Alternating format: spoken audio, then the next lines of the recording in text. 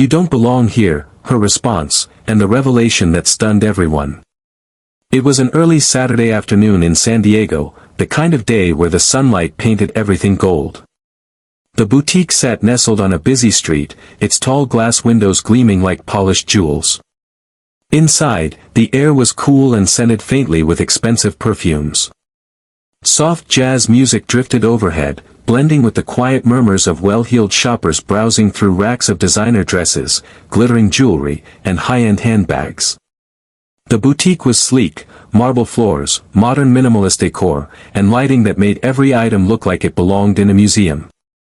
Everything about it whispered exclusivity, a silent reminder that this was a place reserved for a particular kind of clientele. Amidst the curated luxury moved a figure who, to some, seemed like an unexpected ripple on the surface of a still pond. A young black girl, no older than 12, wandered quietly between the aisles. Her name was Amara. She wore a simple gray hoodie, slightly oversized, paired with jeans and scuffed sneakers. She wasn't loud, nor disruptive. She didn't touch anything recklessly. Instead, she moved with the careful curiosity of someone who understood she was being watched, even if she pretended not to notice. Her large brown eyes scanned the displays with interest, lingering thoughtfully over scarves made of the softest silks and handbags priced higher than some people's rent. The sales associates behind the counter exchanged glances, whispering in low tones that blended into the background noise, but their eyes often darted toward her. Their smiles, reserved for the usual patrons, never quite reached Amara. She was different. And in places like this, different was rarely welcomed without question. The boutique's door swung open with a soft chime, and in stepped a woman whose presence was immediate and commanding. Tall, with platinum blonde hair pulled back into a flawless bun, she wore a tailored white blazer, crisp slacks, and pearl earrings that caught the light every time she moved. Her heels clicked sharply against the marble, announcing her arrival like a queen surveying her court. Her eyes swept over the boutique, assessing everything in a single glance. It didn't take long for her gaze to fix on Amara, and when it did, her entire demeanor shifted. Her lips tightened. Her posture stiffened. Something about the sight of this young black girl in a hoodie among the designer goods rubbed against her expectations like sandpaper. For a moment, she pretended to browse, lifting a handbag she didn't intend to buy, adjusting a bracelet she had no intention of wearing. But her attention never wavered from Amara. Her disapproval radiated from her like heat off asphalt on a summer day.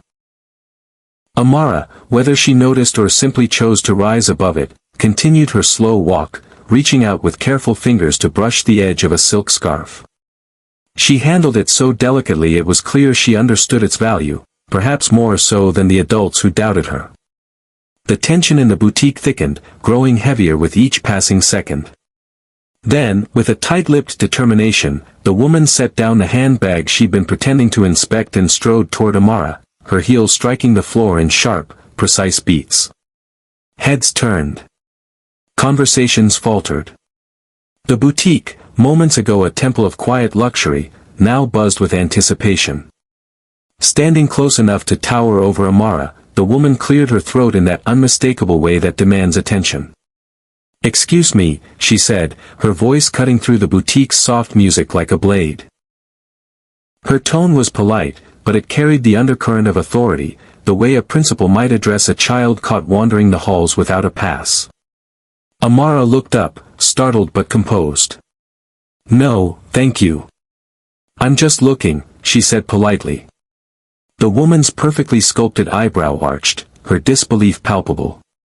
"Looking," she repeated slowly, the word dripping with condescension, as if it were a foreign concept in a place like this. "This isn't the kind of store you just look in," she added, letting the words hang heavily in the air between them. Amara blinked, confused but refusing to flinch. "I'm waiting for someone," she said, her voice steady despite the prickle of embarrassment blooming under her skin. "I'm not bothering anyone." The woman crossed her arms tightly across her chest, casting a judgmental gaze over Amara's hoodie and sneakers. "Waiting for someone, here. You expect me to believe that?" she asked, loud enough that nearby shoppers subtly shifted their attention, some pretending to browse while listening intently. The boutique seemed to shrink, the walls closing in around the confrontation. "I don't think you belong here," the woman said bluntly, her voice slicing through the false calm of the boutique. "This is a high-end boutique, not a playground. If you're not going to buy anything, you need to leave." Amara's jaw tightened slightly, but she held her ground. "I have every right to be here," she said, locking eyes with the woman. "I'm not doing anything wrong." The woman scoffed, rolling her eyes so dramatically it almost looked rehearsed. "Right. And who exactly are you waiting for? Your parents? Shouldn't they be here supervising you?" The world seemed to go utterly still. Even the music felt quieter. Amara lifted her chin a fraction higher. "I'm waiting for my dad," she said calmly. The woman smirked, clearly unconvinced.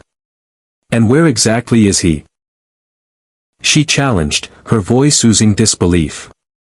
Amara opened her mouth to answer, but before she could, another voice filled the boutique. Deep, calm, and carrying a weight that demanded attention.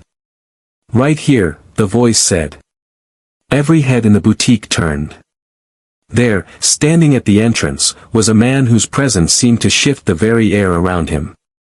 He wore a navy blue suit that fit him perfectly, his posture straight, his expression controlled yet powerful. His skin was deep brown, his jawline sharp, and his eyes, his eyes, radiated a calm authority that made even the most skeptical instinctively step back. He walked toward them, his every step measured, confident, deliberate. When he reached Amara, he placed a steady hand on her shoulder, a small but unmistakable gesture of protection. "I'm her father," he said, his voice low but unmistakably commanding. The woman visibly recoiled, surprise flashing across her face, followed by a desperate attempt to recover. "And you are?" she asked, her tone defensive but brittle, as if trying to reassert control over a situation that was slipping through her fingers. The man smiled thinly, not warmly, but with a patience that seemed practiced. "I'm the CEO of the company that owns this boutique," he said. Silence. Complete, breathtaking silence. The woman's mouth opened slightly, her complexion paling. Around them, murmurs rippled through the boutique. The sales associates stared, wide-eyed. The shoppers, who had pretended not to listen, now openly gawked. The woman stumbled backward slightly. I didn't know," she stammered. The man's smile didn't falter. "No," he said coolly, "you didn't. You didn't know because you didn't take a moment to ask. You didn't know because you assumed, you looked at my daughter and decided, without a word spoken, that she didn't belong." His words fell heavy, a quiet indictment more powerful than shouting could ever be. "You saw a little black girl in a hoodie," he continued, his voice measured but unyielding. "And you assumed she was out of place. That she was trouble. That she needed to be handled." The woman swallowed hard, clearly wishing the floor would open and swallow her whole. Around them, the boutique's atmosphere had changed. What once had been an audience of polite onlookers was now a court of silent witnesses, many of them nodding subtly in agreement. A middle-aged woman from across the boutique stepped forward, her own shopping bag dangling forgotten at her side. "He's right," she said, her voice firm. "We all saw it." Others murmured their assent, a wave of quiet support.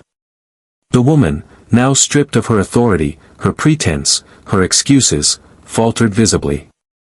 The CEO took a step closer, lowering his voice but not his intensity. "Let this be a lesson," he said, his words echoing in the boutique's marble halls. "Never judge someone by what they wear, or the color of their skin. Especially not a child." He turned to Amara, his gaze softening. "You ready to go, sweetheart?" Amara nodded, her eyes shining with unshed tears, not from sadness, but from pride. As they walked toward the door, the other shoppers instinctively parted to let them through. The sales associate stood motionless, shamefaced. The boutique felt different now. Not just quieter. Heavier. More honest. Outside, the sun felt warmer, the street livelier, as if the world outside the boutique had kept turning while inside, a small but mighty battle had been fought. Do things like that happen a lot? Amara asked as they walked toward the car, her voice small but curious. Her father sighed, a sadness passing briefly over his face. Sometimes, he said. But what matters isn't whether it happens. What matters is that we always stand tall. We know who we are. We answer hate with dignity. Amara smiled faintly, pride swelling in her chest. I'm glad you were there, she said. Her father squeezed her shoulder. I'll always be there, he promised. Always. As they pulled away from the boutique, Amara looked out the window. The woman stood at the curb, watching them go, her arms wrapped around herself. A different kind of silence now, the silence of someone forced to face a truth she could no longer ignore. Amara turned back to the road ahead, feeling stronger. Wiser. Ready.